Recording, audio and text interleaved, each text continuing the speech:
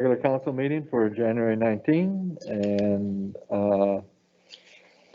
tonight we have got the response back from Okanagan Indian Band with regard to what is appropriate for acknowledging the rights and title of Okanagan Nation. So we acknowledge that we are conducting our business today on the unceded territory of the Sitick Okanagan people. As a council, we recognize the importance of doing our best to build respectful relationships that contribute to stewarding the land and waters in the community with integrity and consideration for future generations. So that being said, we have a good relationship with Okanagan Indian Band. We have a protocol, a memorandum of understanding in the works, and we intend to be good neighbors and collaborative neighbors with our fellow government. The adoption of the agenda, Councillor Starr, Councillor Ireland, those in favor, opposed, motion carries. Thank you. The adoption of minutes of the regular council meeting of October 15, Councillor McKenzie, Councillor Gamble, errors or omissions? No. Hearing none, those in favor? Opposed, motion carries. Thank you. And report from the mayor. And note, except that we're still doing COVID and seem to be staying healthy, and we're always kind. But the announcements, the budget for virtual town hall on February 9th, joint council and staff for virtual town hall on Tuesday, February 9th at 7 p.m. Walk through and better understand the draft 2021 budget, ask questions, and tell council what your priorities are for the community. For more information, visit the district web and Facebook pages. The budget for 2020, the draft budget is there. Christmas trees may be dropped off for chipping at the Jack Seaton Park parking lot at 1960 Camp Road until January 31st. And a reminder that business license renewal payments are due January 31st, and dog license renewals are due February 28th. So license up, permit up, and we will get on with delegations and petition. Where did I go with my acknowledgement? Or is that you doing that? Okay, great. Will do. I was thinking that I was going to do that, but I didn't bring it with me. So I'm glad you are doing it. Thank you, Mr. Mayor. And thank you for the acknowledgement and the notice of motion by Councillor Gamble. Words are definitely important, but what's as important, if not more important, is our action behind those words. And that's why I'm standing here today, is starting some educational sort of series as we move forward with this territorial acknowledgement and, enhancing and building our relationship with Okanagan Indian Band and the members of the band community. So what we're here today is to present to council and the community really one of those first avenues, which was the Pelmalosh Public Art Project, which was led and directed by the Public Art Commission. So I just want to go through a little bit of that. I know that was presented a couple months ago in public, but obviously COVID has not allowed us to do an on-site sort of unveiling of that. And I think that's important. The work that these artists did and the work of PAC was fantastic. And I just want to present that to council sort of for the first step. So when we take council's vision, Lake Country, living the Okanagan way, embracing our histories and nurturing our future, it makes sense to celebrate this art installation that acknowledges both the history and the future of our community.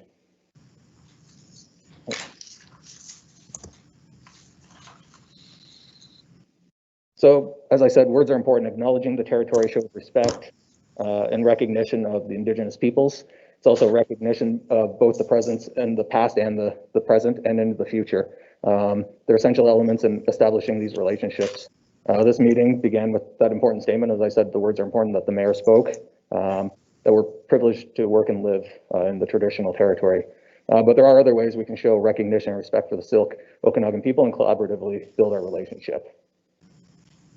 One of those was the Indigenous sculptures, as I said, that were installed on Pelmawash Parkway. So it's Pelmawash, actually, as I'm sure many people are aware, where the naming came from, was the travel route between Oyama and Winfield, and recognized the importance to that area to the Syilx people who have inhabited this area for thousands of years. So there was a call for artists, and we selected 2 successful artists that worked together on these 3 sculptures out on Pelmawash Parkway. So here's just some visuals of some of the artists and the installation happening of the 3 pieces. So we just want to provide a couple small videos. And hold on a second. Do we not have sound on this? No sound? Mm-hmm.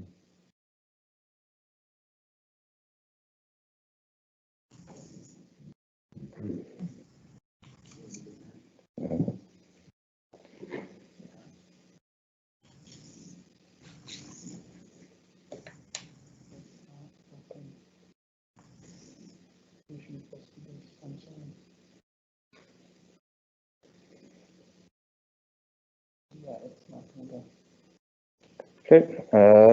Well then, Elder Eric Mitchell, who's one of the knowledge keepers of that, these will be available on the Lake Country website. All 3 of these videos, as well as the one going forward at the end. So Eric Mitchell shared the history of the land and the connection of the Indigenous people in this area, as well as Clint George. So Clint is the metal worker from Penticton Indian Band that worked on this project. And he was telling the story of where the food chiefs are an important cultural story. Les Lewis is from Lower Similkameen Indian Band, and he's the woodworker on here, explaining what the carvings were on the Ford Food Chief sculptures.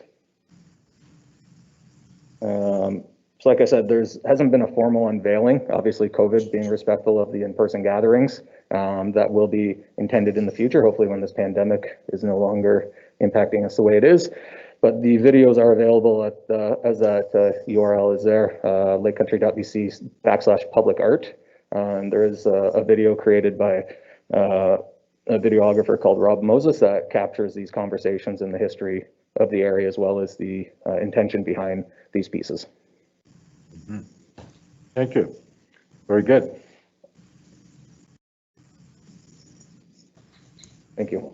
We can hear the videos on our computer, on our webpage. Yeah, they are live and available for public viewing, and we'll be sharing those around through district sort of social media to direct people to there to allow those presentations to be seen in full. Yeah.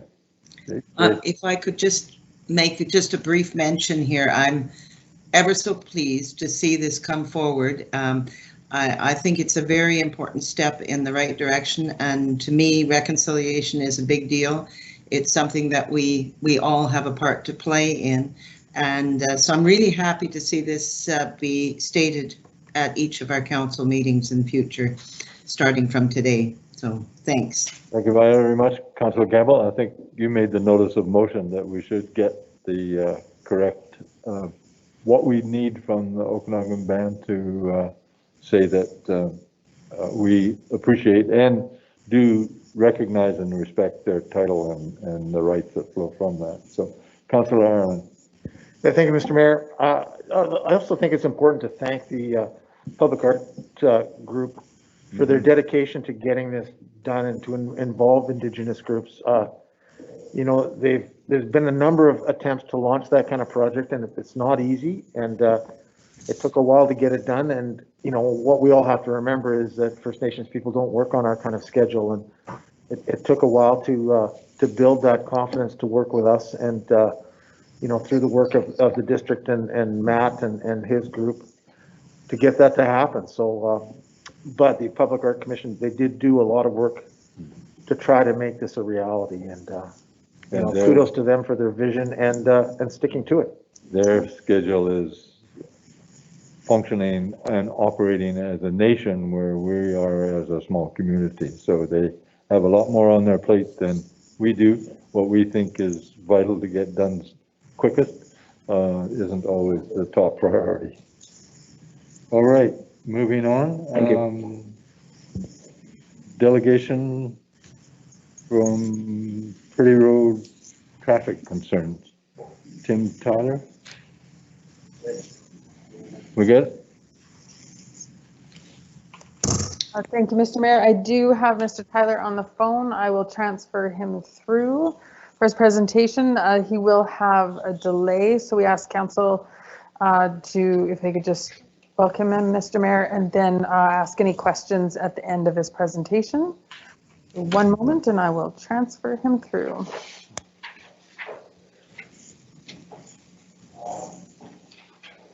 Do you have a written presentation? Hello, Yeah. Mr. Tyler, can you hear me? For staff? Mr. Tyler? Yes, you are now live in council chambers and you can go ahead and present your delegation. Lovely. Okay, great. By the way, I really like those sculptures. I think they're quite attractive and a real boon to Palmawash. Seen them many, many times. Okay, let's get to it. On slide 1 there, I've listed 5 items. I think councillors have all received these slides ahead of time. Yeah. Correct me if I'm wrong, so I don't think there's any need to go through them. No, yeah, we have, They were part of council's agenda package. There was, as part of the delegation, they weren't slides. That would be this presentation that would have been part of the agenda package. Oh, because I didn't do it as a PowerPoint. Combination of the two. One was separate from the other. But anyway, what we're talking about is if you can go to slide 1, that's the commentary, but the slides are separate.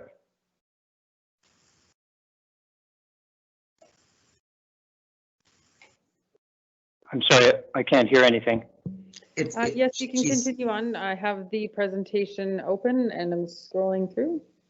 No, but the slides are separate. They'd have to be brought up with Windows Viewer or something. I think we've got them. You wishing council to see. We can see. Oh, well. This is Lodge Road. Yeah, without the slides, the commentary doesn't mean a lot. There we are. That's slide 1. So, whoop. Slow down. Yeah, these are, keep going. If you could refer to the pictures by their description, perhaps there is a time delay from what you're seeing to what's actually in the Yes, council chambers. well, okay, I'll just try to follow along. I've got my slides separately on my machine. These are the traffic humps that I'm requesting. This is the sample north of the golf course, north of the old golf course on Lodge Road, heading west. Next. Can you go to the next one? I am. No, As I said, there's a keep going. 20-second delay, so you will not see as we are scrolling through. Oh boy, Yeah. this is Just really mention where they are, maybe, Raina, if you can, and then he'll know what we're looking at. Yeah, because I've got them numbered to go with the commentary. So I'm on slide 6 currently. This looks like. Yeah, okay, I get your drift. Okay, because of these delays, it's going to be very difficult to coordinate. But basically, traffic humps will solve the speed problem on the road, but they won't solve the volume problem. Well, they will to a certain extent. To a certain extent, they will. But anyway, the traffic on the north end of Pretty Road is about 1,000 vehicles a day. And in the summer, perhaps 50% more. I guess what I did was I wanted to show the traffic humps in various areas. There's one The first one was on Lodge Road. The second one was on Pebble Beach on OK Center West. The third one was on the Kelowna side of things, between Latta and McCurdy on Mackenzie on the old, it comes off of the old Vernon Road, east of the airport. And so I just wanted to give you samples. And then the last one was in the traffic calmed area of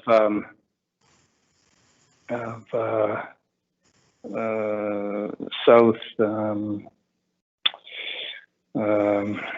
for heaven's sakes, that district in Kelowna. Hollywood Road? No, it's just a minute. Hold on. I'm just going down this thing here. Glenmore, sorry, South Glenmore. And the ninth slide is the OCP, and it shows Pretty Road as a minor collector. I don't know if you can see that, but it's shown in blue. And there's, on the OCP, it calls for a highway crossing at Lodge. The dashed area there is currently a trail between the north end of Neween and the south end of Pretty. Now, there's some confusion on my part because, as we'll see later on in the slides, if the road is designated as a local street, then traffic has to exceed 1,000 vehicles a day, plus a certain amount of rat running or shortcutting in order to get traffic calming measures. However, if it's a minor collector, as shown on the OCP, it has to exceed 3,000 vehicles a day, plus the attendant rat running or shortcutting. So I guess what it boils down to is, do we have to apply to withdraw Pretty from the OCP as a minor collector and have it redesignated as a local street, or can we request the traffic calming measures now?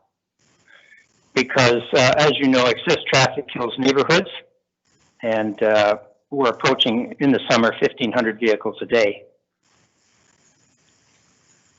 There's your policy I'm on slide 10, which is the next policy. That's, I think, adopted last August, August 20th, 2019.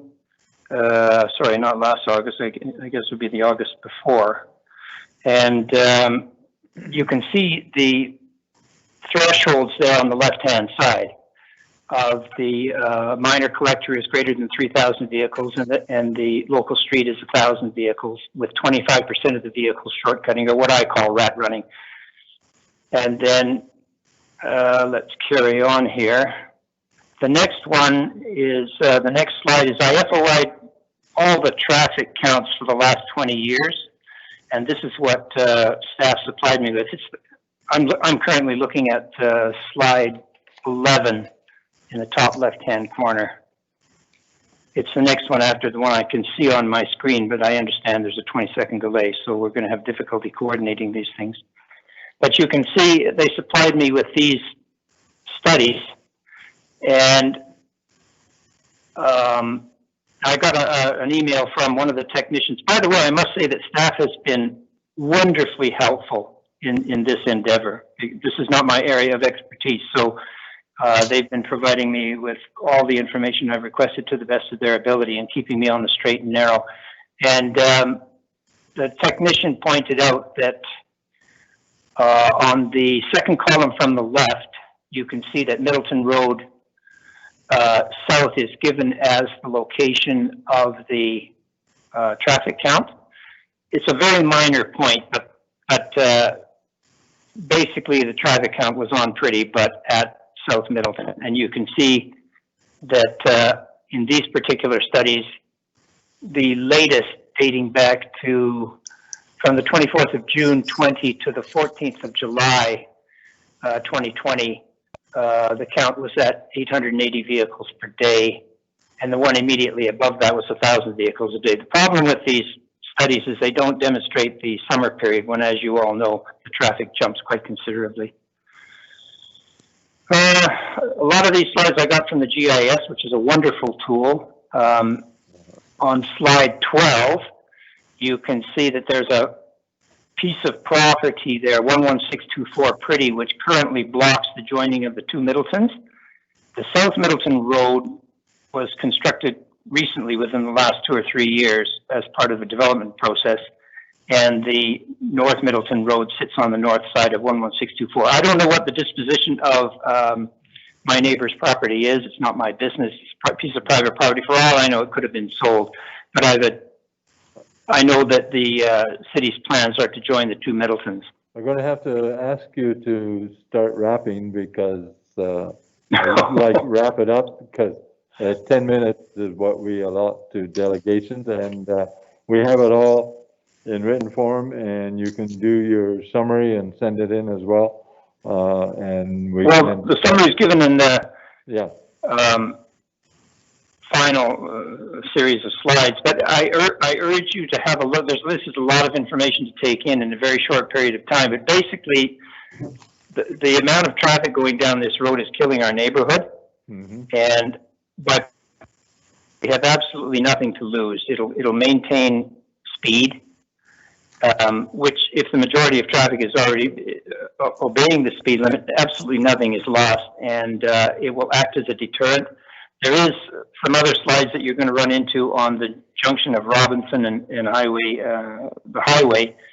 There's no markings on that intersection. So what I'm basically asking for is speed humps on the north end of Pretty and traffic markings on Robinson and 97 at the south end of Robinson. All right, and staff will take that under advisement, and we'll get on with our council meeting. And thank you for your presentation. We have all of the written material and we have the slides. So yeah, if you have any questions, please don't hesitate to contact me. Where do we go from here? Do I wait for contact from staff or what? There will be any of our transportation plans that are under development. We'll look at all of this, and there will be public input at any time that we undertake major activity with regard to that. So certainly the material is here for staff to review, and we'll look at a plan to deal with those that you've raised, as well as ones that are raised elsewhere in the community. So we'll get on with it and get on with council. Thank you very much for your presentation. Well, thank you for your time. All right.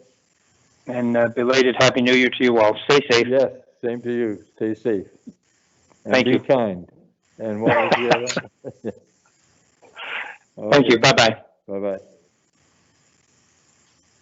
Okay, development approval procedures bylaw. That's where we are. No public comment, or did you get any phone calls for public comment? No, thank you, Mr. Mayor. There's no one else on the line for public comment. Thank you. You're up, Corey.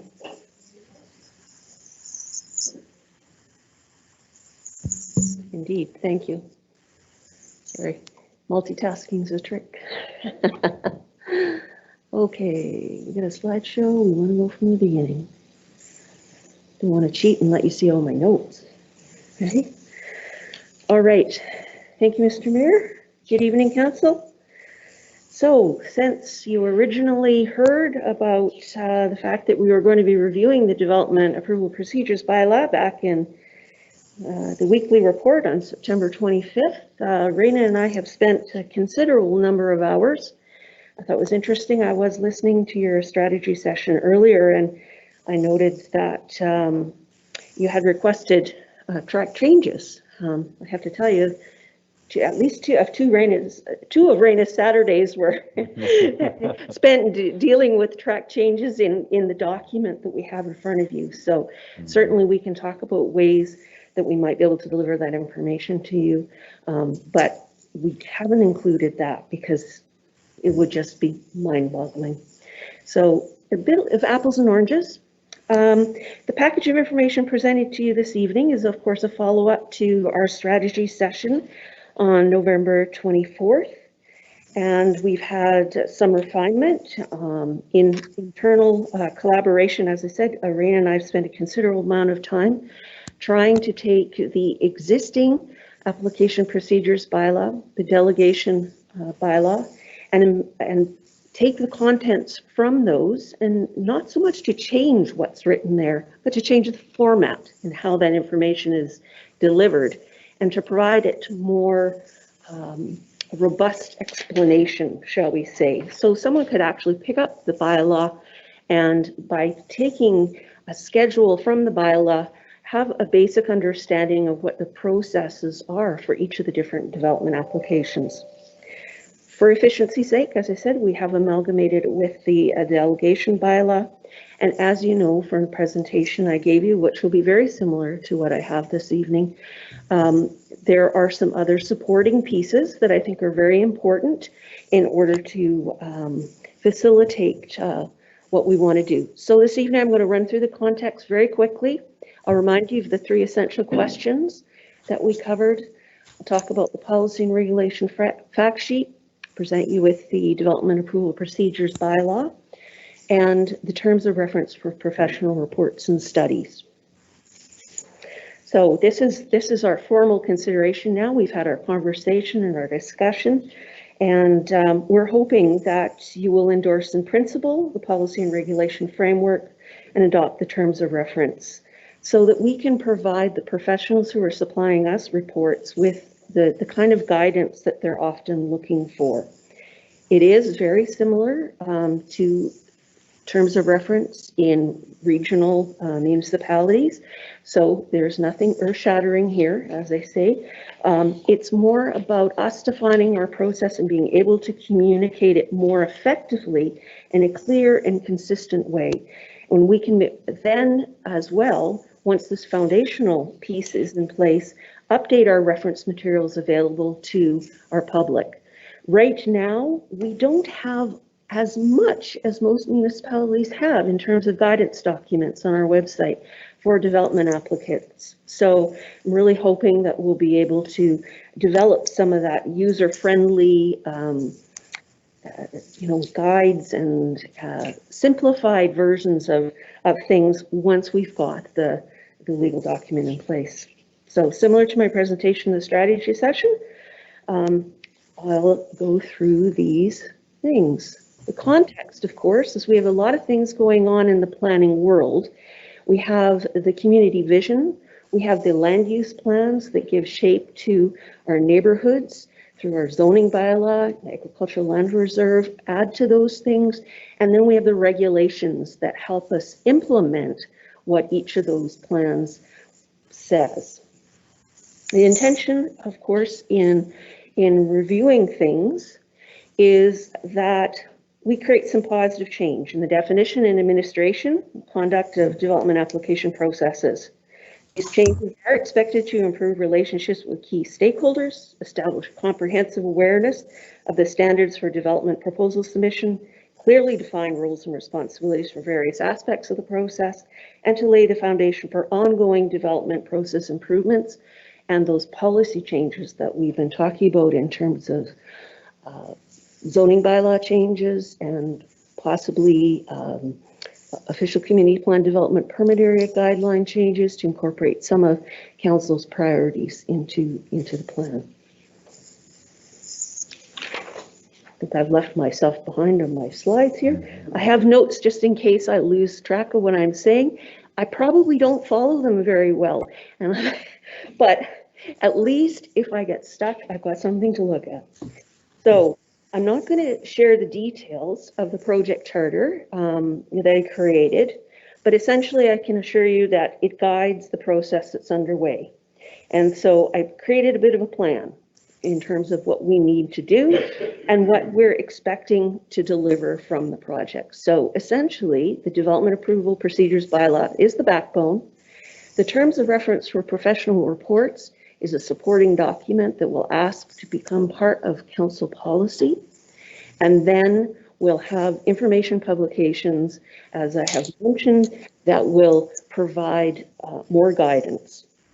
So in the end, we will also have documented procedures to improve accountability for work performance, clear protocol for communication between departments and development development-related applications, and a framework, a really solid framework that will guide our enterprise system selection process. Some of the outcomes we expect from that is improved work processes, both efficiency and cost, accurate, thorough, and effective communication, increased understanding and engagement, and increased confidence in our ability to govern effectively. Some of these internal changes are already underway in the department. We have established, in accordance with the terms of reference that we established for an internal working group, a core technical team that meets now on applications to discover requirements very early in the process. This follows on work that was begun previously by the Director of Planning and Development and the Director of Engineering Infrastructure. So if this is a continuation and an evolution, so I'll probably use that word a few times, evolution, as we evolve the process, we'll have the opportunity to revisit if we need to. But at this point, we thought it would be best to start with some basic 3 essential questions. So at the November strategy session, I asked Council to focus on these 3 questions as a way of laying a foundation for the greater process. So information conveyed in the policy and regulation framework, the application of the framework to the process, the proposed development approval procedures bylaw, the terms of reference, etc., are offered as a means of responding to these questions. The process of considering each addresses the consultation question. Policy and regulation framework, remember this, the colored diagram that I've broken into pieces for convenience of the slide, simply because it would be completely impossible to read on a slide if I put the whole thing on a single one. So the policy and regulation fact sheet contained in attachment A to your council report describes the cascading relationship of various components of the OCP and regulatory bylaws that flow from the objectives and policies established in that plan. This conceptual framework is foundational to understanding how various pieces of the planning process work. Staff is asking council to endorse the policy and principle so that staff can use the framework as a communication tool to support the planning and development processes. So we flow, as we've discussed before, from the vision through the values, creating objectives, then we establish policies and how or what we want to accomplish, guidelines and strategies also for how, and then the standards and procedures, which are the things that we implement on a day-to-day basis as staff. So it's intended to demonstrate the relationship between that big picture of the OCP and what we do in our day-to-day practice. So in applying the framework is a useful way to pursue higher quality development. One of the ways that we can achieve higher quality development is to raise the bar for application submissions and adjust our policies. We can do this by providing clear direction in a user-friendly format. It's a key step in improving outcomes for everyone. Effective communication is always a good thing. Therefore, the policy and regulation framework, the process flow chart, etc., are presented as context for the new bylaw. So you will recall that I presented, and again, it's in your package in totality. This is just a snapshot. There's a lot of information here. This speaks to, the flowchart speaks to roles and responsibilities. It identifies each of the different players in the process, all the way from the developer or the owner of the property who is applying, all the way through to the public. And then works through each person's or each body's role in the process and when they're involved and what they're doing. So that's one way to graphically represent it. what you see on that flow chart is intended to provide a pictorial representation, if you will, of the process that is then described in words. If you prefer words, you can read the bylaw. The process in attachment E, therefore, is a reflection of the development approval procedures bylaw, or at least as close as I can get it, in a generalized form. There are exceptions to each thing. Essentially, this is a representation of the kinds of applications that come to you as council for a decision. So, the bylaws contained in attachment C. This particular version is a result, as I've mentioned, of lengthy collaboration between the planning staff and the corporate services staff. While it has a very distinctly Lake Country flavor, hence all the track changes that we went back and forth on, it remains consistent with regional norms. So the development community will not be alarmed by this. It is as consistent as possible with our existing bylaw and with the processes that are defined in legislation and followed in other municipalities. There is, the legislation provides us with a very solid framework, but it doesn't fill out the details of how we do it. And this takes us a little bit further down that line. So it's the execution of the processes that can vary from one place to another, and clear and concise communication internally and externally are paramount to establishing good relationships and mutual respect. So that is my purpose. So there's a snapshot of the bylaw, not very exciting. So, maybe if, I don't know, council will, but we've been through it, and I thought there were some omissions, but yeah, I mean, apart from procedural, they're statutory, but when it comes to some of the technical approvals or permitting, I didn't see that we'd really got our tree bylaw in there, our urban forest. Is that coming separately, or? Absolutely, that is totally a different thing altogether. Okay. Yes, this is just the procedures on how we process development permits, development variance permits, rezonings, official community plan amendments. It's just. I mean, there are areas in here we talk about whether it's agricultural land or what the stability hazards are. I thought urban forest protection could come in there somewhere, but I didn't see it. So I was going to ask whether that is a totally separate bylaw that will then get added to the planning. Absolutely. If we establish a new kind of permit or development permit area, we'll amend this bylaw to address that specific thing. So that would have to be put into a regulatory bylaw or into the official community plan. If the Local Government Act requires us to have a procedures bylaw, as soon as you adopt an OCP or a zoning bylaw, you have to have a procedures bylaw. This is that. Good. And then the terms of reference is to support some of the things we're asking for in our official community plan and our procedures bylaw to say more specifically what we're looking for. And that's where we get it done. That's right. Okay. That's right. Councillor Reid, did you have? I heard some earlier questions, or I mean, a lot of it is what we have to do anyway, but where there are things that we would like to see done, I don't know if this is the meeting for that or comes later. Certainly, actually, that's what I had hoped that I would receive from you after our strategy session. I'm happy to receive input from you at any time, but that's why I'd come to present first time, hoping that it would stir some questions in you and that I would have the opportunity to then address them. But because you didn't come to me with too many questions, I sort of went back and focused on the 3 essential questions that I had posed to you, and I thought I would explain how these respond to those questions and bolster what we're hoping to achieve. and then present you with some options on how you move forward. All right,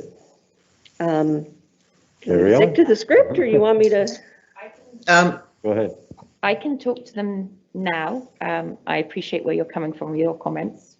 Sometimes it's not until you're confronted with the, yeah, okay, make a decision, that you start thinking about these things. Yes.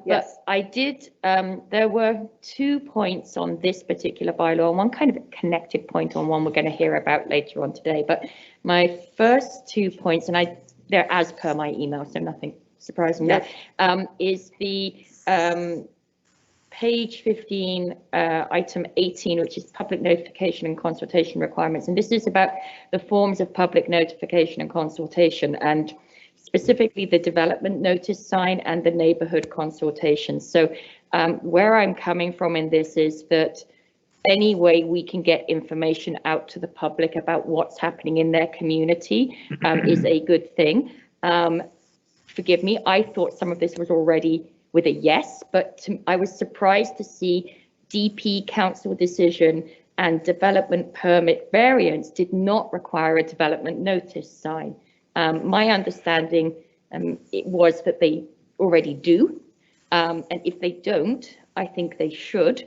And the same with the temporary use permit renewal. To me, I've heard it discussed in council, you know, and having just had a relatively new experience of this, but each development, each temporary use permit is considered on its own merits when it comes to renewal, because effectively it is a new permit. By that logic, I would see that a development notice sign is important to have up at both the original and the renewal, and also neighborhood consultation would be equally at the renewal, just to sense check as to how that experience has been for the neighbours. I think that's something council are always keen to consider at a renewal. It's not a rubber stamp by any stretch of the imagination. So my hope was that between this reading and the fourth reading, we could stick a yes in those no columns. Through you, Mr. Mayor, absolutely be happy to do that. There are a lot of possibilities with respect to public consultation. Some communities do more, some communities do less. And quite frankly, I don't have a good read yet for exactly what you're hoping to achieve. So I'm happy to take that. We can make that change certainly after we give it a reading, get it on the table. We can start to make some of these amendments. It would also give us the opportunity to refer it out and perhaps hear from a broader segment of our development community and our citizens in terms of what they think about that sort of thing as well. So it would be a great opportunity. So I suppose my comment in coming from there is that each of those processes, we ask for public comment. Yes. In the process. Therefore, yes, we have to by letters, yes. Well, no, by in the process, there is the opportunity for the public to comment. Yes. Therefore, we should use all opportunity to ask the public to comment on variances and temporary use permits. Right, and variances and temporary use permits for sure. Development permits are a different animal. Sure, but I still think people need to know what's going on in their community. Absolutely. And I think we got an award, I think, for those signage. So I think let's use it. Okay. And my second point would be, as per the email, if we could put a feedback loop post public hearing to council to acknowledge or record the concerns that have been raised at the public hearing, and then identify either this is a concern that's already addressed in the development process and the documentation, and maybe it just wasn't brought out or clear to the person making the issue or raising the issue, or maybe that is addressed by staff subsequently, or maybe it's outside of that particular development permit, but worth noting, just to give that sense that we've listened. Mm-hmm. And for staff and for us, for me as council, I'm just speaking for myself, I think it would be incredibly useful to hear staff's review of those concerns. And is that something we can put in before we come back to fourth reading? So absolutely, we can do it if we're very careful. Okay. Yes, we need to, correct. We need to be very careful, and we need to establish ourselves a template, follow our template, and not stray, not introduce new information, not give our corporate services things to worry about, right? Mhm. So we will be able to respond to anything that came up, and in some municipalities that is done, and others it is not. I've experienced it both ways, and as I said in my response to you all by email, absolutely, we can do that operationally. It doesn't actually need, that kind of thing doesn't need to be specifically in the bylaw. But if you feel you'd like it there, we certainly can. If we put it in the bylaw, it gives us less flexibility, and certainly there are operational things we can do to augment that. In the meantime, I'm happy to take that information and, run with it. Absolutely. I was thinking more in the flow chart, not Absolutely. necessarily in the bylaws. So Okay. just to show that if anybody wanted to look at that Yeah, detail, it sure. was there. Yeah. Yeah, and that demonstrates how you can use some other tools other than the bylaw Sure. to communicate information. So I'm glad you picked up on that. Fabulous. That was my last, but I think other council members have questions. So, can I speak? Yes. Ah, okay. Thanks. You guys don't want me to finish? Just to comment on the idea of these changes, I'm very pleased to see the attempt to make a much more clear process, or at least a bylaw that is going to be hopefully easier for the development community to follow. I think we've seen examples of issues that have risen where people have not understood them or have not followed them as we would have wished. And certainly if other communities are, doing a little better than us in that area, then I think it's wonderful to see us try to improve this so that we do not want to be asking for variances after the fact, as we've had quite a few. So I'm pleased to see that. And I'm just going to ask this, and I think that's what I was hearing, is that signage for development variance permits or temporary use permits could be a policy item, could be something adopted in policy, and I'm not sure if that's correct or not, but I'm wondering if it is. In the past, I thought we did have signage for those. I believe we have. So maybe it wasn't in the charter, the community charter, but we have followed that policy, I believe, from as far as I can recall, and really just as a common sense thing to get input on the changes, right? It's just procedural fairness, I guess, in a sense, for the community. So I would definitely support it, and if we can do it through policy, I'd rather do that than change the bylaw as it's written, because I think that it's important for us to get a clear bylaw out there. There will be some other things, and Mr. Mayor, he mentioned, of course, the tree bylaw, and I'm very keen to see that proceed, but we do have consultation going on and a consultant working on that right now. So I'm good with what we're doing here. Thank you, Mr. Mayor. I could just respond to one of Councillor Campbell's comments. Yes, we could do it in policy, but absolutely, as Councillor Reid has pointed out, I'm happy to change the bylaw after first reading, or as long as it's changed before second, then we're good to go, and happy to do that. That's very simple. We can absolutely do that. So Thank you. you're welcome. Thank you, Mr. Mayor. Yeah, I agree 100% with what Councillor Reid had to say there. I noticed that as well, and I wondered why it wasn't there, because I thought it was. It may well have been an oversight on my part. No, There were that's okay. so many moving parts Well, that's and one of my trying to next compare comments. and put these things together that, because we're basically starting fresh with a fresh new document, it was very difficult to, we took two old bylaws and melded them into a new bylaw, presenting the information in a totally different way than we had before. So it's very hard to keep track. I mean, I think I had a heck of a time making sure we had all the section numbers and all the references. So we've been really trying to catch everything, and perhaps that's just one thing we just didn't manage to catch, and so that's okay. That's right. It's certainly not a criticism. It's Oh just, heavens, I'm not taking it as such, sir. Thank you. I just think that whenever we have a chance to inform the neighbors and inform the public about what's going on. We need to take that opportunity. You know, I've just gone through this very same thing in a different committee, and a bit shocking, actually, but I won't go into it here. My next comment would be around, and you mentioned this at the outset, but because this is so new and digging down through it, as many times as I tried to dig down through it, and I'm not as smart as Councillor Reid, so I really would like to see what's brand new. And I know it's really hard to compare it to what's there, but I still would like to see what's new and what already existed. You know, I'm looking through this and there's so many different parts and pieces to it. You know, I'll just give you an example. I'm looking at table D4 here, right? And you've got different requirements based on what the area is. So, you know, you don't have to have a grading concept plan if it's just a regular house, unless it's on a hillside. Well, I think that's wrong.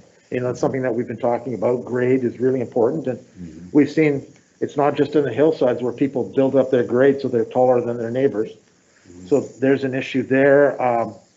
Stormwater and drainage management plan is only for a hillside. Well, that's important for any house that's on the lake because they need to manage their water. It's important for all the houses in my community because they dump it out onto the street. So those things are important. You know, there's some other stuff in there. It's too much to go. So I would really like to see this set up with. Sure. The other thing I'd like to see is that I appreciate the flow chart for applications that go through council. I would like to see the flow chart for applications that don't go through council, because one of the properties that has set this up, and well, not one, multiple of these properties are development permits that never came to council because they don't have any of the requirements to come to council, so they just get approved at the staff stage.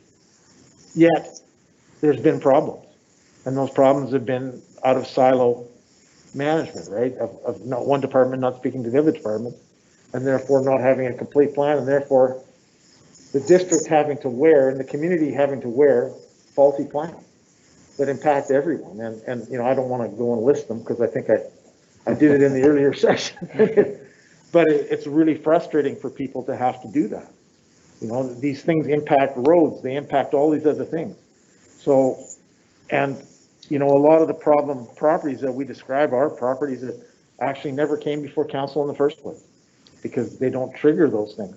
But there's been interpretations of issues, and grade is one of them, that were made by staff members in another lifetime, you know, not here, but they've affected the community in a big way. So I would like to see that flow chart there.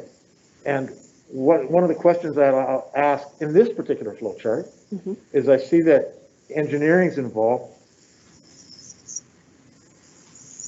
Where is roads lie in that? Are they part of infrastructure or are they part of engineering? Both. Both. Because I noticed that none of those things cross over to. So I can give you a little bit of a window in the world that, so these are the outward facing documents that I'm bringing to you. We have some inward facing documents, and I made mention of it at the beginning. We have a core technical team structure that we've set up now. So this is where a core technical team, within the first few weeks of an application is received, an in-depth checklist is gone through by the planner and by the engineering technician. Those checklists inform a conversation that we have at this core technical team, where we identify and collaborate on kinds of requirements that might come up, or things that we might know about. Our fire chief attends, our parks planner attends. So they have the opportunity to provide their input, our building inspector, if there are things that relate to that. So that process is trying to deal with exactly that. Those kinds of things.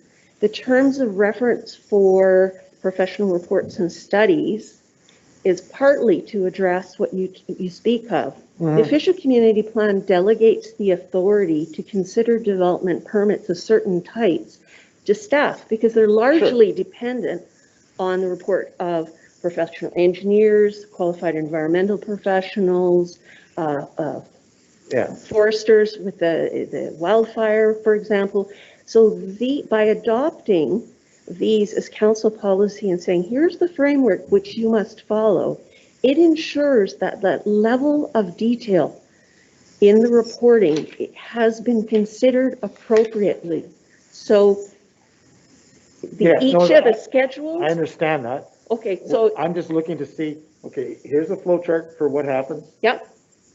In stuff that comes to council. Like to see the flow chart on stuff that doesn't come to council, because although we don't have a part in it, and I totally understand why, and I have no problem with that. Okay. We still end up wearing the problem if it doesn't get done. And it gets done like the issues that I'm speaking about. Sure. Those are the problems that carry on throughout your entire life, right? I mean, absolutely. Extremely I can frustrating. create you a flow chart, but I'm not sure it's going to give you what you're hoping for, but I will certainly do it. I'm happy to try to put that in pictures because we'd like to put that in a procedure guide that we would post on the website in any case. So basically, if you look at the technical development permit schedule of the bylaw, so that's just, I don't remember which letter. Yeah, basically I would take that numbered section in there and I'll create a flow chart that represents that pictorially as I have for the other types. Yeah, I mean, if it's the same, if it's very similar, it's very similar, and then that's fine. Yeah, it's just that, you know, you want to see that, because if we're going to fix all of this, we need to fix it all. Absolutely. Well, yes, but we need to start somewhere. Yeah, I guess that's the trick. I totally get that. Yeah. And, you know, my other comment would be, and this is probably above all our pay grades to fix, but when we're talking about professionals in other areas, one of the things that we come across, because there's a variety of people, it is the septic system issue, right? And it's not the same as everything else because, you know, I mean, other than the environmental guys, but, you know, when you got an engineer, you got an engineer. There are engineers who do septic, but there's lots of qualified professionals who do them. And there's no inspection, there's no, you know, and there's not something that we can provide yet. And health doesn't do it. Yeah, public, you know, interior health, people think that they're doing that to protect the community, and they're not. So it kind of comes down to, is there any chance for us to protect our community? Because interior health's not doing it. And I'm not saying that there is, but, you know, is there a way? Is there a way? Because what's happening is that most of the properties that have these issues are lakefront properties. So they're poised to cause the most damage to the environment. And I mean, I don't want to speak ill of some people, so I won't, but it's a problem in our community and it's not good. So, you know, I don't know how, if there's even a way of thinking about fixing it. We're certainly not going to ourselves go out and inspect these things, and I don't expect that. I don't think we could afford it, and you know, it would be onerous to do that. But, you know, I don't know whether we lobby interior health to actually do their job, because they're not. Yeah, you know, they're a rubber stamp. You take your plan in, they stamp it, they don't even look at it. And then they go and build whatever they want. And when you don't have a qualified professional who, you know, and there's several very good qualified professionals in this community who have turned these jobs down because they have ethics and standards. These jobs all get built, every one of them. So that's a huge problem. Anyway, that's for what it's worth, and I'm not expecting that we're going to solve it. But if we don't talk about it, we've got no chance to solve it. If we just say, hey, we're going to turn a complete blind eye and let people do whatever they want to the environment, and then they're going to come back and scream and cry about it later, or their children will, because they probably don't give a crap. Anyways. Councillor Arden makes a good point, but we did the separation of sort of straightforward staff discretion to those that staff would bring to council, because you get into the cycle of council only meets every 2 weeks, and when you have a lot of growth and a lot of happening, and we were way behind in processing files. So, but if there's a way of giving all of the information to anybody that's doing any development, that they can go from there without having to miss something and or come back because it wasn't on the list of what they should be doing and they should have done. But anyway, it's a bigger council, a larger council discussion about whether we want to see every development permit, or if we see if we're seeing the ones that come to council, what's the vehicle for seeing some of what doesn't come to council. Councilor Ireland, I think, wants to see them all, but. No, I'm not talking about seeing all the development permits. Yeah. I'm saying this is a particular issue to do with septic that's. Oh, within yeah, Our environment. That's what I I'm mean, talking apart about. from septic. And I'm not saying that we can do this. No. I don't think we can. And I don't think, I mean, it's really interior health's job to do it. However, if we don't talk about it, then it just stays how it is, and people do what they want. And they go and find a qualified professional who do whatever they want. Yeah, but actually, it's not interior health. They abrogated that responsibility by saying you have to have your own qualified registered professional for installation. So you can't get your own backhoe and. Mr. Mayor, I'm just wondering if we could get back to the item at hand, because we have quite a few things on the agenda tonight, and We're still, Well, I was we're gonna still finish on off. the item at hand. Yeah, I mean, what I was gonna finish off was moving option B to give it first reading, so that, and then let you do a few things so we can come back. So I'm gonna move option B. Good, I'll second that. okay. And I think what we've heard is that we would like to have the wording regarding the notification signage put in for Yes. development variance permits and temporary use permits. Yes. Okay, and option B has 2021, option A has 2020. but, No. Well, I started it in we want 2020 and finished 2021 in 21. Well, unless you get a time machine. Yeah. If so, let's share it around with you. Okay. Councillor Reid. Thank you, Mr. Mayor. I have two follow-up questions, one perhaps that can be left to the next time we meet. Okay. But I'm still not fully getting when it's a technical development permit and when it's a council development permit, because, for example, agriculture appears in section E as saying if it's a development permit for agriculture, then it's a technical development permit, but then it also appears in section D, which says it's a council one. So I'm just a little confused, but we don't need to address that now. And my question was really related to the options. What are your objectives in terms of going out to consult with the stakeholders? Because both, it's in the report to consult with UDI and others, and there's option A that kind of has, it's approved and then the consultation happens and then up to third reading. And option B is obviously a little bit more spaced out. Where specifically are you looking for their input? Is it in the bylaw or is it in the professional reports and technical studies? Because I suppose one option, we don't have any comments on the technical reports and studies, would be as a friendly amendment to B, would be to approve that one, which is asked for in A, and do first reading on the bylaw unless you wanted something out of that consultation specifically related to that second report. No, nothing except I wanted to leave it open to you. Again, I'm Okay. trying to learn what your preference might be in terms of engaging in conversation. Do I think that the comments that we receive will materially change your decision? maybe not, but it's transparency process and it's Yeah. good faith. Okay. And it's demonstrating a willingness to have a conversation.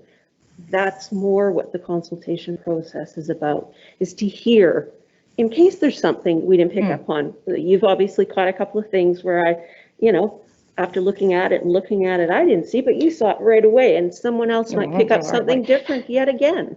And so, that's a learning opportunity, so. Would it be helpful to have them both on the same kind of timeline, or would it be helpful to approve the professional reports and technical studies now and hold on the bylaw? It would be, in my mind, good to go with the terms of reference because they are very, very standard. They've been proven out in a lot of circumstances. I'm not sure we want to monkey with them a lot. The bylaw, you have more ability to make those subtle changes that maybe you want to do things just a little different than somewhere else. But the professional reports, they're sort of a standard practice, right? So yeah, I think there's less to talk about in that, right? Would Councillor Ireland consider that a friendly amendment or not? Yeah, I'm not sure. I still would like to see this laid out as I can, what's there, what's new. Like, I can understand there's probably not a lot of change there, but I'd still like to see it laid out before. I mean, I don't know, is there really much of an advantage in approving one now? Or, I don't know. Is there really much of an advantage in approving the professional standards thing now? It allows us to get started in asking for those reports that meet those standards. well, and it's a new document, so I don't think there's anything to compare with. No. Yeah. No, look, I'm prepared to do that for sure. Yeah. One thing though, it's not related to that I just did want to bring up, and I don't know if this is the right place or not, so you're going to tell me. Okay. One of the issues in development that we've had and seen in the past, and is the approval of a development. Oh, well, first off, the public hearing, right? So we're talking about Approval the of land use development. part now.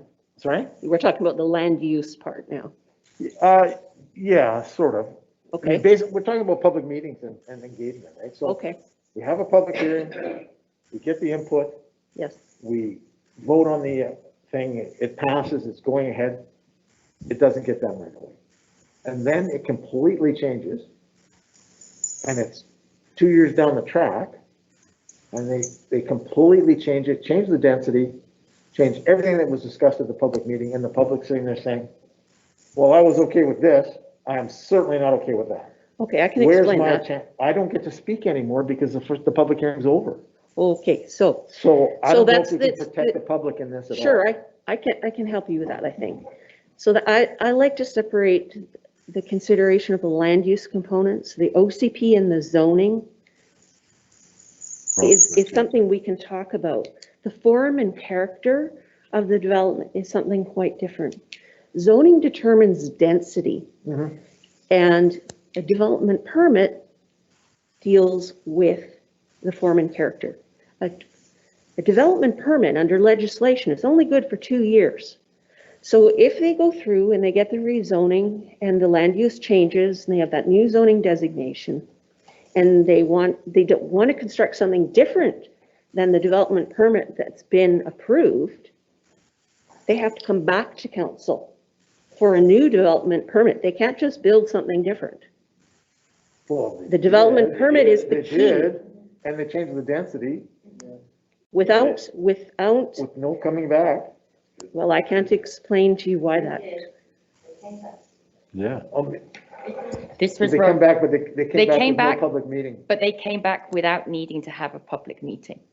So they came back without needing right. to comment. So what they approved the zoning and the concept plan were presented and people spoke to it. And I think this is Rogers Road, isn't it? That's correct. And it was for 14 houses. And there was large community support. They recognized development was going to happen. It was in the OCP, 14 houses was fine. And then my understanding, because I was on the other side of the table then, was that the new developer came in with a development permit with a variance for side yard setbacks. So the opportunity for the community engagement was purely on the setbacks, not on the new now 26, 27, and there was a possibility Double of the density. 45 if something wasn't, that was the thing.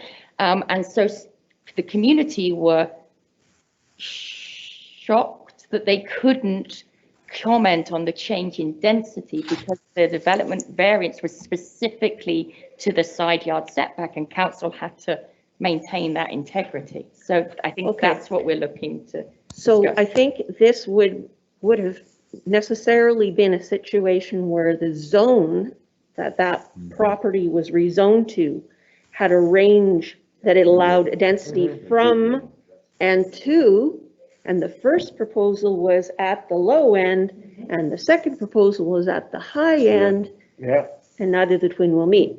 That is why a lot of municipalities tie third reading of a zoning bylaw with approval of a development permit. Now, there are mixed feelings in the legal community about that. Again, you have to be careful. You have to do it in good faith. However, a lot of places tie those two things together, and I'm quite used to doing business that way, because the idea is, if you're serious, you will do what you need to do. Yes, you can go to third reading and you can stand at third reading use question, but until you tell us what it's going to look like, we're not going to adopt the bylaw. When you bring us both things together, we adopt the bylaw. That guarantees us essentially for 2 years. It's only good for 2 years. But generally speaking, the serious developers, they're going to proceed, right? And if it's that significant of a project, probably what comes back again will get reviewed by council if it changes. Now, this demonstrates how important it is to have really good development permit area guidelines. I think we have some work to do. However, that being said, that's a project for another day. And similarly, the question of septic, I think, would be handled through development permit area guidelines, also discussion for another day. We're talking process right now, Yeah. not policy. No, appreciate that. Yeah, I just wanted to draw you get me started and I'll talk Sure. forever. Me too. I just like to see if we can solve these, where absolutely. the right time to solve these problems are, because we didn't do a good job for those people. Let's be honest, we didn't. And we have to wear that, but we have to make sure it doesn't happen again. Right. Councilor McKenzie. Thank you, Mr. Mayor. Thanks, Corey. You're welcome. Let me just clarify that then for what you're saying. We can make that change at a later date. So if we approve what you're talking right now. It's just in how I administer the applications. There's nothing in the bylaw that specifies where you do that. That's an operational thing. So how do we can set that up then? Because like I say, we've seen that a few times and it makes us all look like we've got. So as I said, hand. there's a difference of opinion in the legal community. Some lawyers will tell you it's acceptable. Some lawyers will tell you it's not acceptable. It is very likely that someone in the past, even the present perhaps, feels one way or the other, but you have to do it with good faith. That is the key. And you have to tell people at the outset why you're doing it and why it's important to your community. So does it have to be a blanket thing, or can you do it on individual ones? No, you should always have consistency of process. That's what this is about. You do it the same way for everyone, every time. Okay. So you're saying with the land use, Liberty zoning, you could hold zoning. it third reading, There should be a development permit, Carla, yes. and completed before. Well, you'd fourth reading. approve it, you'd give approval at the same time for both those things. I thought we did that. No. We No, do it you some. don't. I think you probably have in the past, maybe. It's probably We- changed over time, depending on which lawyer you're talking to that If it day. was zoned multifamily and our multifamily zone said. From this to this. A variation of density, yeah. That's why often you'll see municipalities that have several different multifamily zones, and they have fairly specific, you know, like smaller ranges of density, so that you don't have that big fluctuation. It's an approach. There's so many different ways to accomplish what you hope to accomplish, but that is certainly one way, is by having narrower density ranges in your multi, you know. Done, Todd? So, you know, I'm feeling a strong support for that. So, you know, it would be nice to see that us move towards that when you have time. Yeah, it is my preference, and I think I've probably tilted that way in the bylaws, so I think we're okay. Thank you. You're welcome. Yeah, motion is option B. With an amendment, which was? Further that the professional reports and technical studies terms of reference policy 186/2021 be adopted. So we are reading the development approval bylaws for the first time, but the second part, the professional reports, we are adopting, or the option is to adopt it. Okay. Those in favor? Further discussion? Councillor Gamble, or you're in favor? No, I agree. Okay, In favor? Yep. Motion carried. Good, thank you. Thank you very much. We're done? Monthly building stats? They were there for information. Okay. Nobody's doing the building stats. Don't need it. BC Transit. Yeah, that's why we had to call you in, Bill. Yeah, so good evening, Mayor and Council. Hopefully everybody can hear me okay. Yeah. From the remote office this Yeah, evening. all right. So BC Transit has produced this amended 2020 to 2021 annual operating agreement that reflects the changes in the budgets and service levels due to the effects of COVID-19 pandemic. And part of the revised budget makes use of the Safe Restart funding contribution, which has been incorporated to offset some of the financial losses incurred. And without the adoption of the annual operating agreements, that those fundings won't be applied. So I'll keep it short. So the preferred option is option A, which is the annual operating agreement amendment for transit services between the District of Lake Country and BC Transit for the period of April 1st, 2020 to March 31st, 2021 be authorised. Okay. I have a motion. Councillor Carroll, Councillor Ireland. Those in favour? Aye. Motion carries. Thank you. Thank you. Carry on. Europe. The next one in front of council tonight is the 2021 early approval of capital and staff requests. This request comes before council annually after the first reading of the budget and gets staff started on some of the projects prior to the adoption of the financial plan. Councillor Carroll. Councillor Ireland. I have a question. Councillor Gamble, I'll take you first. Okay, and the question was. Second time you've done it to me today. Is that right? Sorry. Go ahead, Councillor Gamble. Go ahead, Councillor Gamble. Thanks. So the two items that I wanted to raise, one was 2021 number 24, which is the nexus to Beaver Lake Road.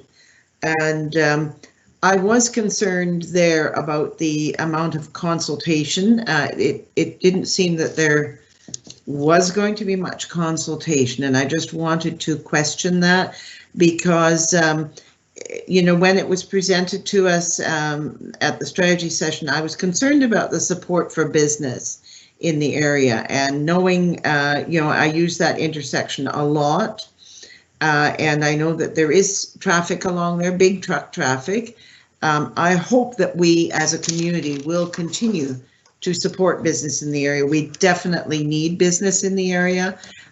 We do not have a big, diverse commercial or light industrial tax base, and so it seems really important to me. So I did want to ask that question, and then the other one was regarding the Cars Landing Newens. It's got an S on it, Newens sewer system. That was installed originally, I think, as a private system. But it looks as if now the general taxpayer is paying the upkeep, and I don't know if that's correct. I wanted to double check it. I believe that is a satellite system. I'm just asking that question to verify that I believe that's what that is. And I just wonder, is the taxpayer now going to have to pay for this system, or has it always been doing that? So I'll take the Newens system one. So our Newens system is part of our sewer system. There is sewer users that pay for all of the systems underneath our sewers, underneath the sewer. So all the users of sewer are paying for that system. Everybody contributes, so everybody contributes their own portion, but there are no individual areas within our sewer system that pay differently than any other areas. So everybody's paying the same, regardless of which system you are on. But it is a satellite system. What we It's call a satellite system that was brought into the district a number of During years ago. incorporation. Yeah, yes. And how many people are on that? 25. 25. And behind. Okay, I'm just suggesting maybe that is why we have a policy of not putting in more satellite systems, because it's quite expensive, it seems to me. And then regarding the Nexus. And I will let our Director of Engineering Environmental Services, Mr. Salmon, answer that one. Okay, thanks. Yeah, so through your worship, could you just reiterate the question, because I'm not clear on the support to business question. Okay, well, when I read the consultation proposal, you know, the amount of consultation, I was a little concerned about that because, and you know, the narrowing of that intersection looked to me very, very anti-business. And so I was concerned about that. Having used that many times, I use that intersection, and I do find there's quite a bit of truck traffic that goes that way to the different, you know, places that are along that street. And, you know, I believe that that will likely continue. You know, we have a big industrial park to the east of that. So the chance of it not continuing is, you know, maybe somewhat limited. So I'm just wondering what we're going to be doing there. Is it going to be a very minor consultation, or will there be actually an opportunity for two-way communication? Yeah, so in terms of the intersection design, so we're talking the Bottomwood Lake Road Beaver Lake intersection now. Yes. Yeah, so there is no narrowing of the vehicular traffic section of the intersection. So the lanes will still be the same width. The turning radiuses will still accommodate WB20s, which is our common design vehicle. So, you know, the large semis. What we're doing is making use of the extra width to get the pedestrian and cycling facilities in there. So in terms of its functionality for commercial vehicles, it won't be negatively impacted at all. And in terms of the consultation, I think we kind of discussed this at the last budget meeting as well. So with the cross sections of transportation for tomorrow, obviously the consultation was, in terms of the design and what we deliver, was done during the production of that plan. So the consultation that we currently do is essentially project notification. So we're not doing any consultation in terms of the design and how it functions. The consultation we're doing is like I say, project notification, so people understand what it is, the you know, the disruption will be like, what the final product will be like, you know, the contractor, the construction contractor's details, who to contact if there's an issue, and that, you know, that type of thing, you know, how it's going to impact their business during construction, how it's going to impact, you know, BC Transit, emergency service vehicle responsible, that type of stuff. So it's more information, not Yeah. really consultation. Yeah. Yeah, because consultation is maybe a little more two-way. I only bring it up because I do recall when we built the first roundabout, and we made it somewhat questionable, and we've had a tremendous amount of expense where we've had trucks knocking over those black pylons that were up there for many years. And so, I appreciate your comments that it is not narrowing it. And certainly I know that we do need areas for people to walk in that area, but the fact that we are not narrowing it is very important. So that even if that's the kind of information that's useful. Okay. Yeah. Thanks. Okay, thank you. Councillor Ireland. Yeah, I lost there for a second.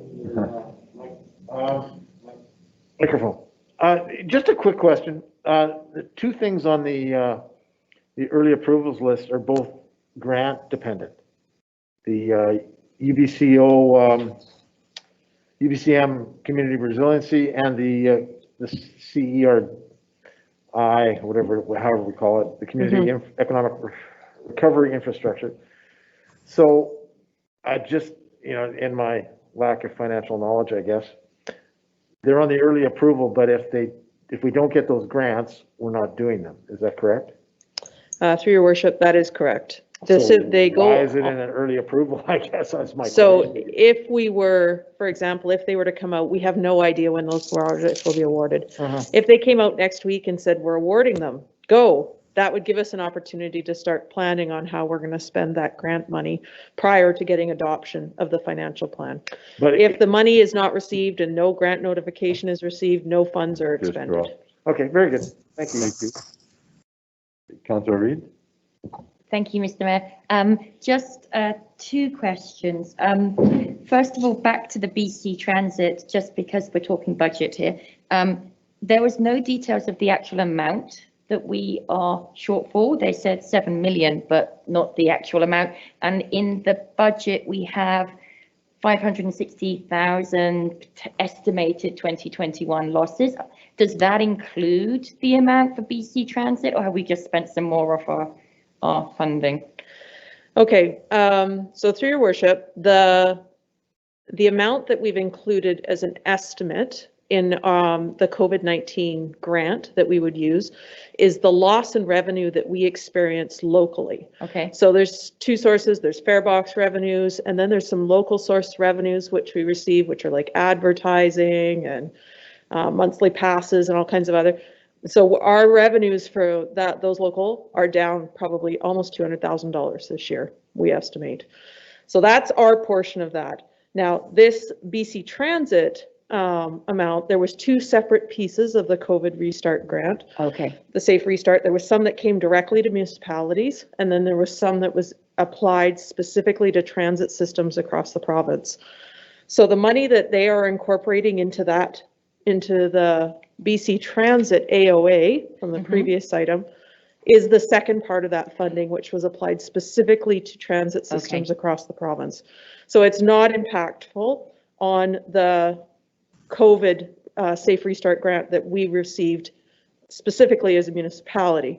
But we will take some of that money. We will recommend that council uses some of that money to make up the shortfall of revenue that we will be that will happen for 2020 because of the loss of revenue. And that's in our plan already, so it's not additional. That's correct. Okay, thank you. My second question, in approving these early approvals, how much are we committing to in terms of a property tax increase? Because we haven't yet gone and finalized it. So, and I know some of it's from capital, some of it's, as Councillor Allen said, grant funded, but is it possible to say how much of what we're approving today equates to X% of property tax that we're kind of putting out there already? Zero. Okay, fantastic. So there is zero tax implications if council chose, if they rolled around to, because all of our capital projects on this list are funded from reserves. One of the things that is in our reserve policy is that we have enough money sitting in our reserve to fund what we plan to do the next year. So there is enough money sitting in all of our reserves to be able to fund what is on this plan. The business analyst position was funded from grant because that was funded through the project. The parks and facilities manager, there was about a $30,000 shortfall on that, which we proposed to be funded from growth. So the impact, if council chose to take their tax increase down to 0, these projects could still advance. Fantastic. Thank you so much. Don't say things like that. These projects could still advance. All right, Councillor Scarrow. Yeah, thank you guys for your patience with me. I'm not feeling very smart today. Definitely not as smart as my peers.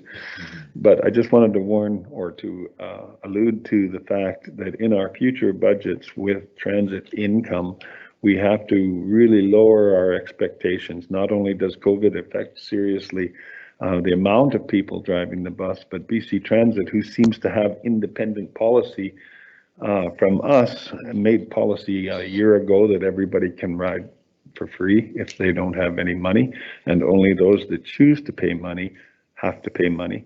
And the result of that over the last year and a half is every student in the central Okanagan has learned that they don't have to have money, so they never do. So we are going to have reduced income based on both of those facts, and we really need to budget that because BC Transit seems to be independent of any input we have as to whether or not this policy should either go one way or the other. In my opinion, we should either make rides free and not count on that budget contribution for everyone, or we should, you know, do the other, which is, you know, kind of more, a little bit more enforcement of the budget. So that's just a kind of a heads up. But I believe we're on the wrong topic. I think we're supposed to be talking now about advanced funding. Right. Councillor Koza. Thank you, Mr. Mayor. I just wanted to clarify something that came up, and that was the money that we're putting into the Newlands lift station.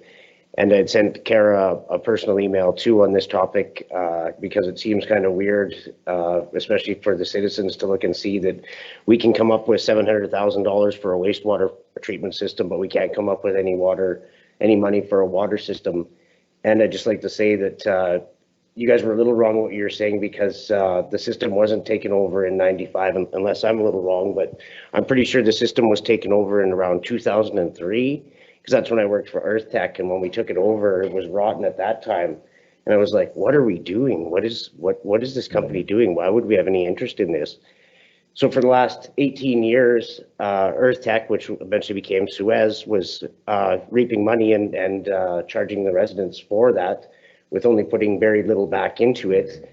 Once we took over Suez, we took over the White Elephant. So that's kind of how we got into this situation. It seems kind of unique and strange and stuff like that. Yeah. And Greg wants to add to it, or? Regional district started it. I believe we did take it over from the regional district out of corporation or shortly thereafter. So as Suez was operating, it was through the district. It was through the district contract. Oh, okay, because I don't know who would have been there, because I remember we first showed up around '03, and I don't know who was operating it before that time, but that was when our first visit to the site was around that time. Yeah, but it was definitely 2003. It was definitely a district. So. Oh, okay, maybe it was through the regional district then or something, but yeah, because I don't know, because we never went there until about '03 is the first time that we went there, but that's when Earth Tech started operating it, I guess, was around that time. But no, the moral of my story that I want to say too is anyways that so for that 18 years, Suez took that money and put it away and put very little back into the system. And this is where we're at now. I just wanted to clarify those points too, because it seems, and for people like Kara in her community, when people say, well, how can we come up with $700,000 for a wastewater system when we can't come up with any money for a water system? And I think it's just a one-off. This is just something that's very unique. And I just wanted to make sure that that was known, that you know, it seems strange we can come up with all this money for a wastewater plant or a wastewater system, but not a water system. But we inherited that headache when we took over Suez. And it also goes to show how private companies, if they aren't held to account what they can do, that they'll funnel the money out. And that money went back to France, where Suez's head company is. So, And I can assure you there's 3 sewer plants in Oyama that are run very diligently and have a good operating budget and have a good future plan for ancillary costs once they do arise. Thank you. Thank you. You know, I want to think comment? just further on that system, that new system construction, the reality actually is that the sewer users didn't even have enough money put away, if you'll recall, to cover that 700,000. That 700,000 is budgeted to come from our general capital with a repayment plan from the sewer users to the general capital fund. So that's, I mean, our sewer capital is in a situation where we need to review rates. So. Right. Okay, thank you. Those in favor? Aye. Opposed? Motion carried. Thank you. Okay, and revenue anticipated borrowing. So through your worship, this one's mine too.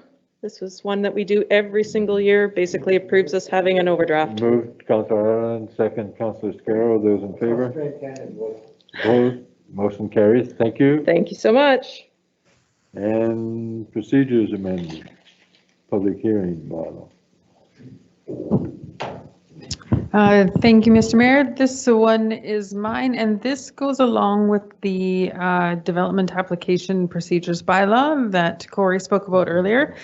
Once we get rid of that bylaw, we've pulled the public hearing section out of there. So I'd like to put that into our council procedures bylaw. So this is the bylaw that does that amendment. So I'd like to keep them together, but they don't have to be. So.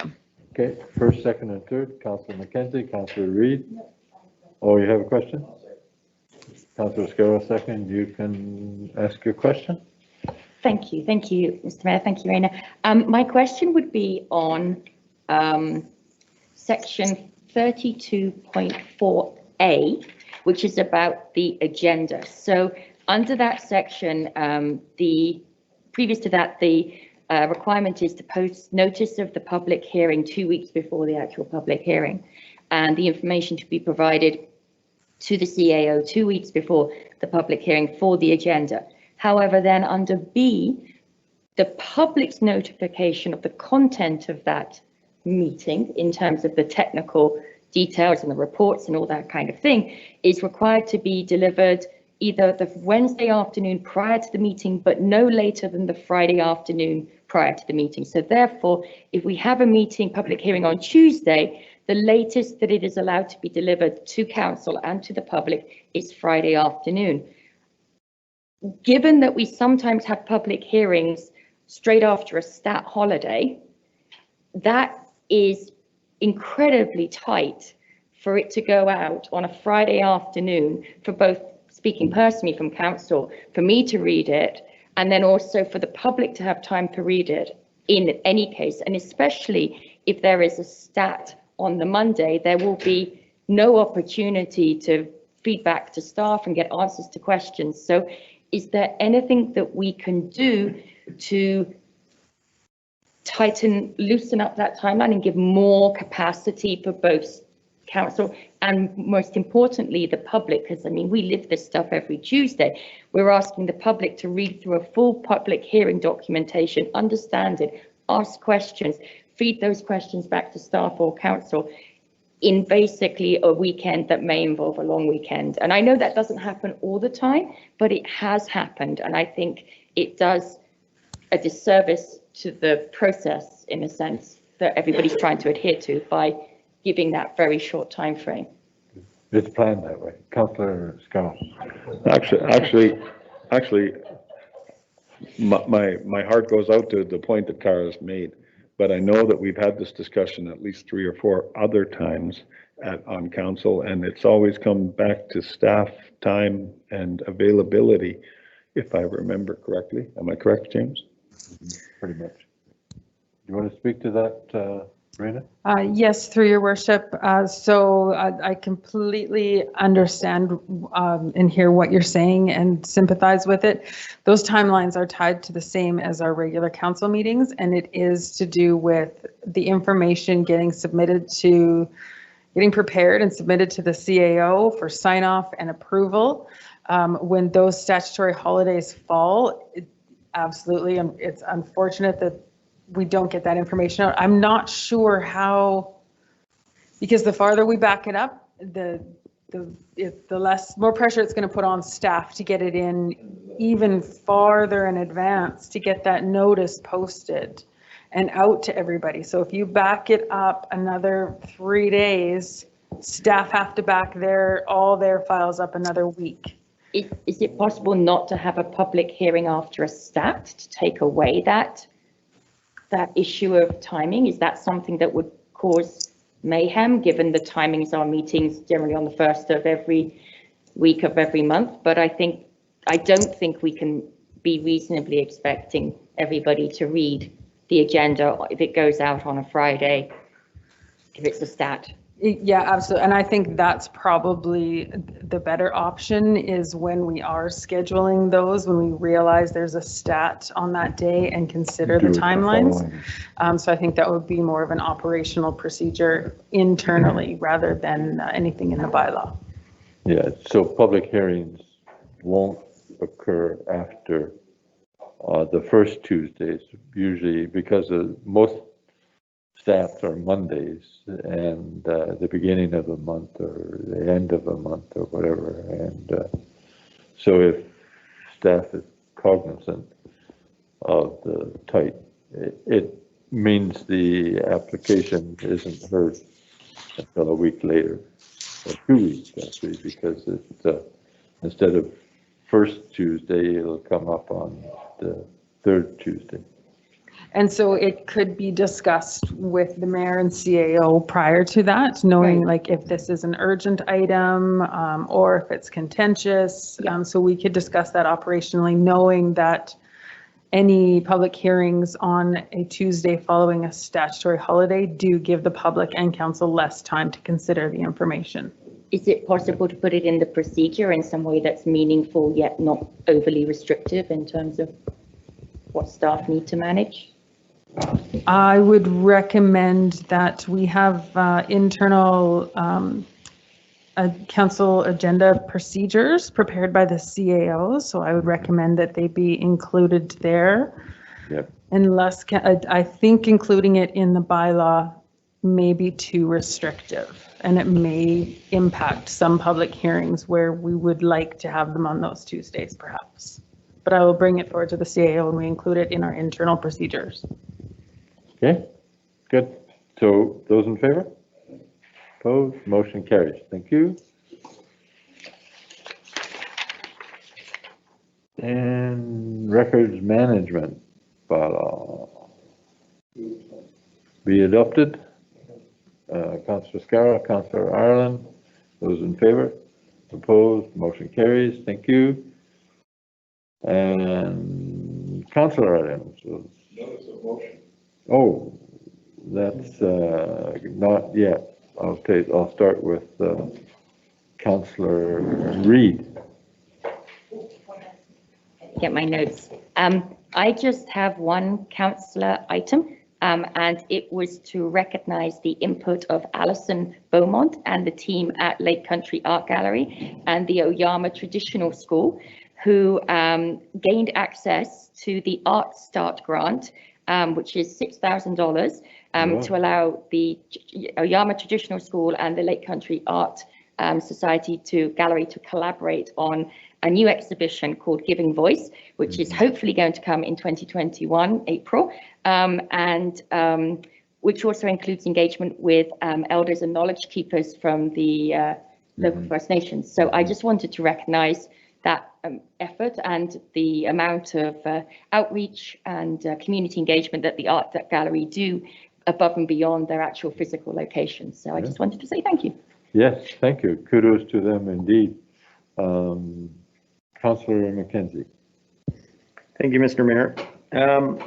So I'm going to put my notice of motion here, and just wanted to support our fellows up in Kamloops there, as they sent in a letter as well. So I'll read it out here. It's that a letter be sent to Prime Minister Trudeau, the Federal Minister of Health, Attorney General and Kelowna Lake Country MP Tracy Gray supporting the City of Kamloops resolution dated December 15th, 2020, stating the following. Request that the Government of Canada, one, declare the overdose crisis a national public health emergency so that it is taken seriously and funded appropriately. Two, immediately seek input from people most affected by this crisis and meet with the provinces and territories to develop a comprehensive pan-Canadian overdose action plan, which includes comprehensive supports and full consideration of reforms and that other countries have used to significantly reduce drug-related fatalities and stigma, such as legal regulation of illicit drugs to ensure safe supply of pharmaceutical alternatives to toxic street drugs and decriminalization for personal use.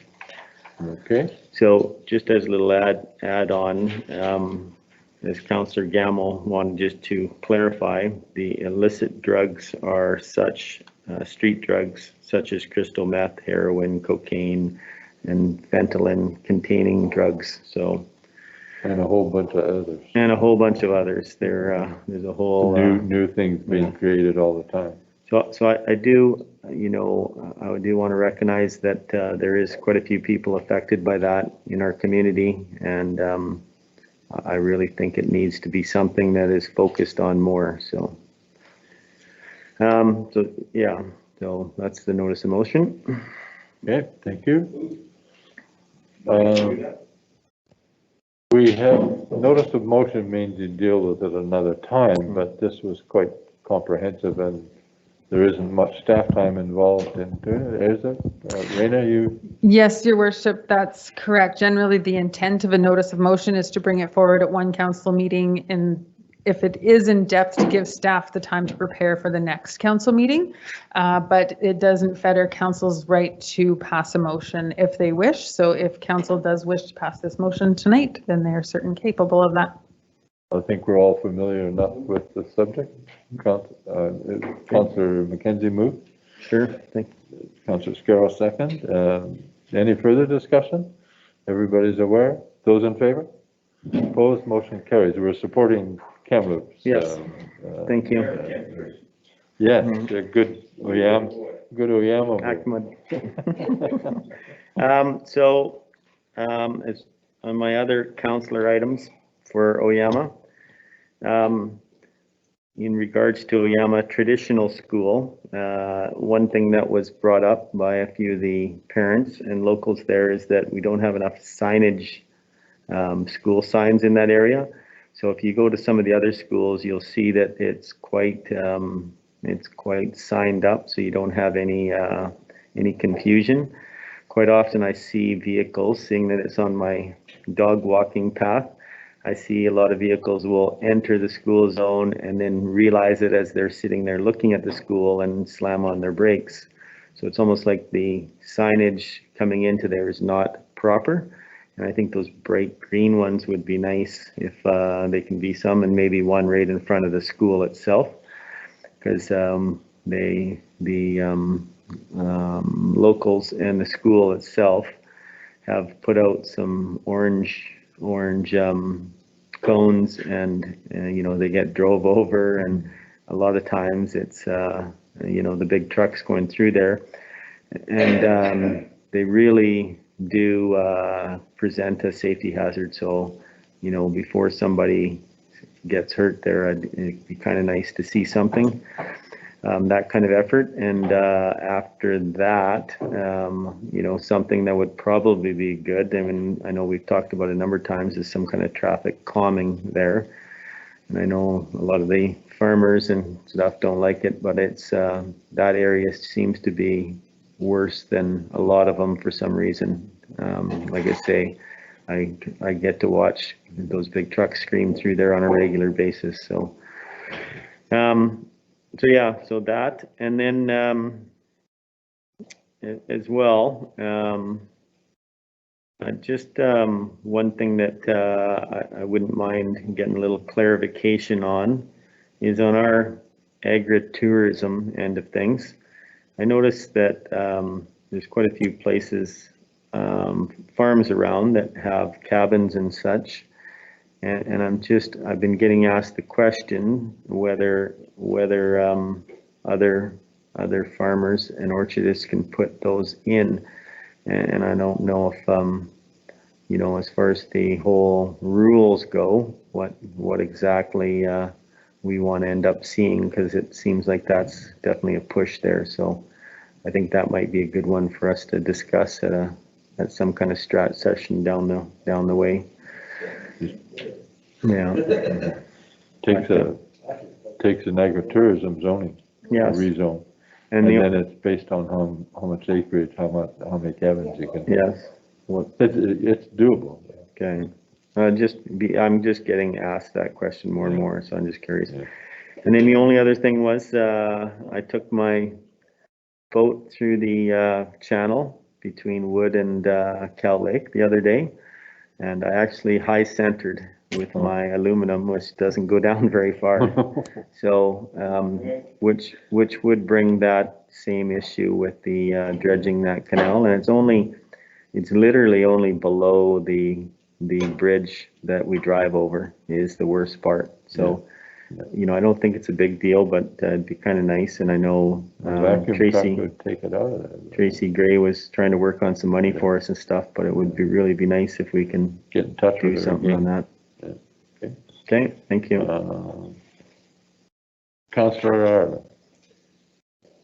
Yeah, thank you, Mr. Mayor. I didn't have a whole lot, but I would come out in support of Councillor McKenzie in the issue about the Oyama school and some sort of traffic calming method there.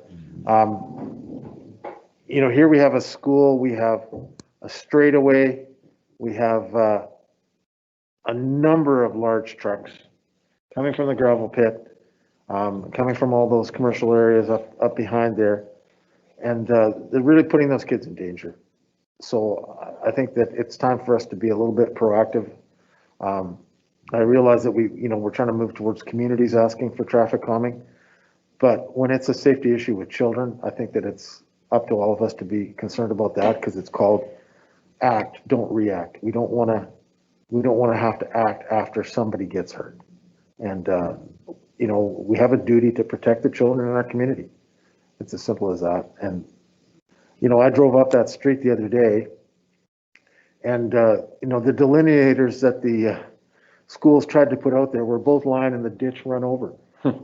And, you know, I'm not necessarily saying the trucks did that, but, you know, every time I've been on that road, those guys are going hell bent for leather across the isthmus. So it's time that, you know, there's a spot in our community. You know, we want to provide safe routes to schools. Well, that's a school. And we need some protection for the kids. All right, thank you. Good. No, you're passing? Okay. Councillor Koza.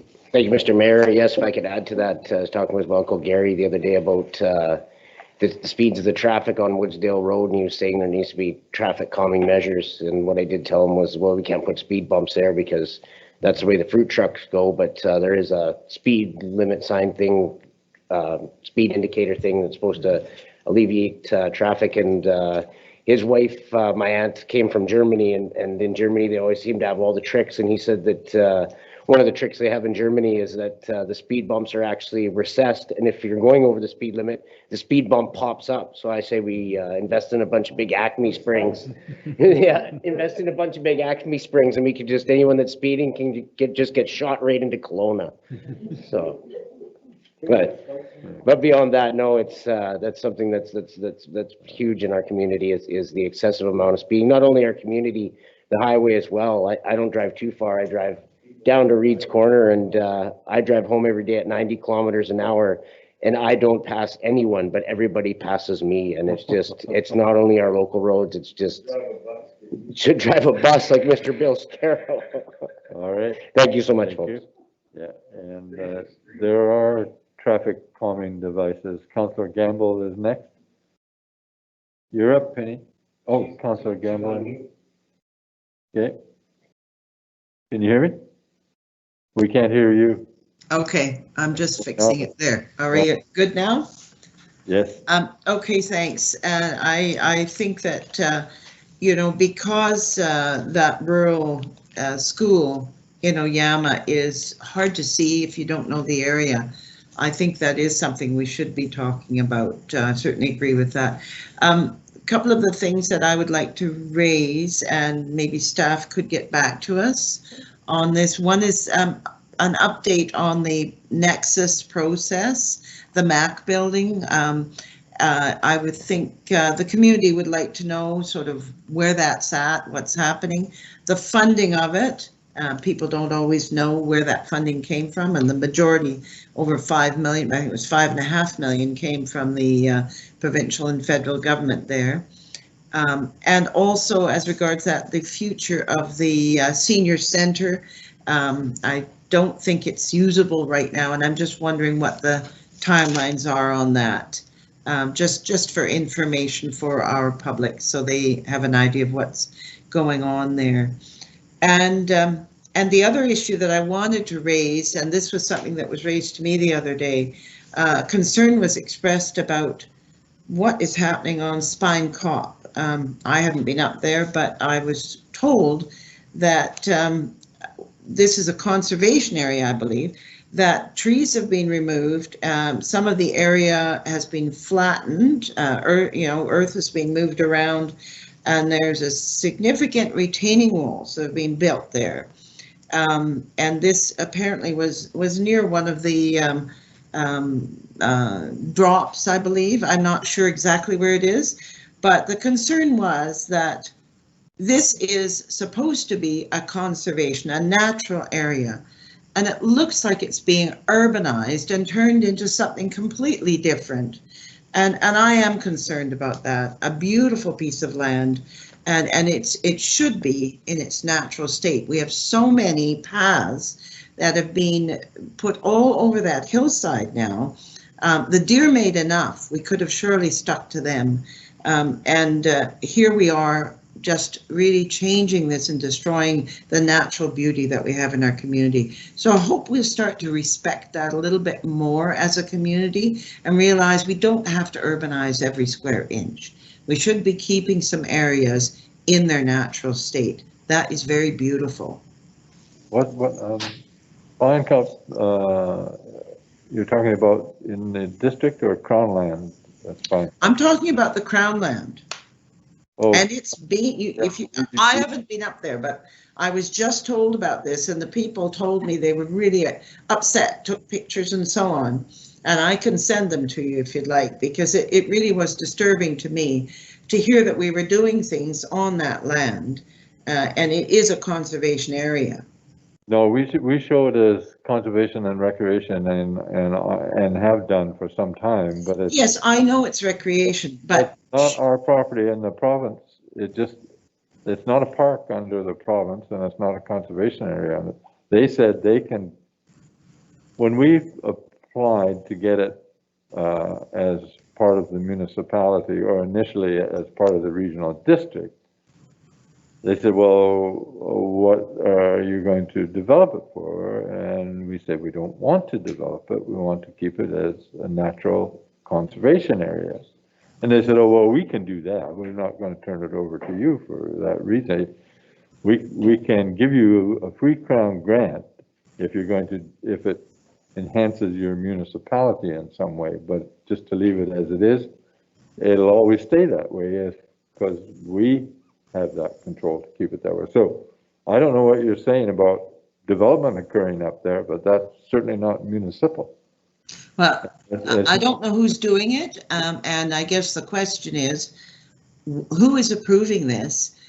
Because, you know, it is really such a beautiful amenity, but once it becomes just an urban area, like anything, you know, just an urban park, it loses the allure and the beauty that it had, you know. It's like a lookout, and that's about it. So I just had to raise it. I haven't been up there. I was told this. Maybe, you know, some of us need to go up there and have an actual look for ourselves. But we want to be sure that we can continue to value these things.